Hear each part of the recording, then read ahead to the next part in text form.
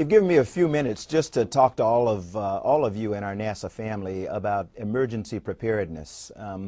NASA recently participated in a FEMA exercise called Eagle Horizon that was a part of a continuity of operations and government exercise that we do annually. And I became aware of some things that concern me about our family preparedness, and I wanted to talk to you very briefly.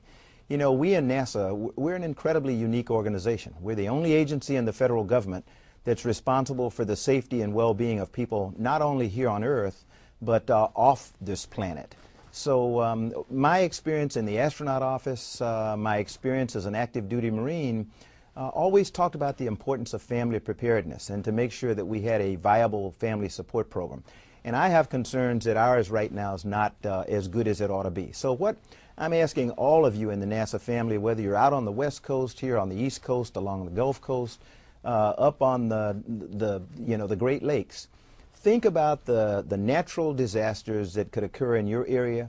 Think about attacks that could come like 9/11 from outside forces, and talk to your family about your work and what they need to do to prepare for the unforeseen. Develop a family preparedness plan in your house. Have an emergency supply kit available. Most people who live along the Gulf Coast always have an emergency kit for hurricanes. I'm not sure whether people out on the West Coast think about earthquakes and the like, but have an emergency supply kit at your home. Think about a family communications plan. Where are we going to meet if an emergency occurs and we're all over town? What are we going to do? Are we going to call each other on the cell phone? Just think about those things. If you have pets, think about a pet preparedness plan. How are you going to make sure that they're taken care of when you're spread all over the place? And then if you have family members who have special needs preparedness. The most important asset for us to successfully complete our mission is that our people, our families mainly, are taken care of so that we can come to work and feel good that if an emergency arises, our families are going to be taken care of. So I would ask you again, sit with your families, think about what you would do in an emergency situation.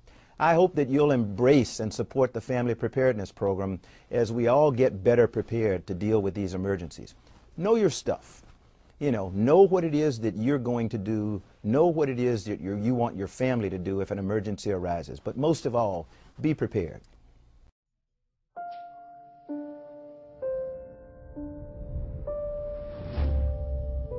What if a disaster strikes without warning?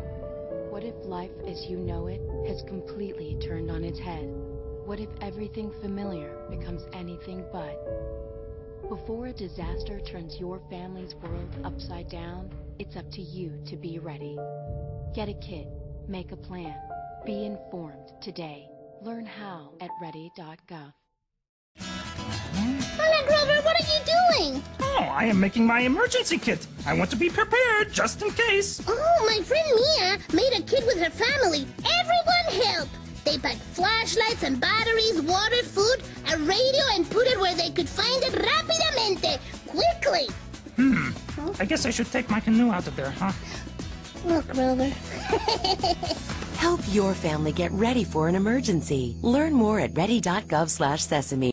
You'll be hearing a lot about this next item over the next 11 months, but astronomers have identified a new asteroid about 150 feet across, which is headed our way and may come so close to Earth that it will pass between us and the satellites orbiting in space above us.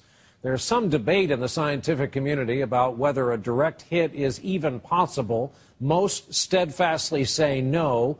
This is called 2012 DA-14. They say this will be the closest pass of an asteroid in the history of tracking such things. And again, while this pass is supposed to miss us, the experts all say there's nothing wrong with making sure your affairs are in order.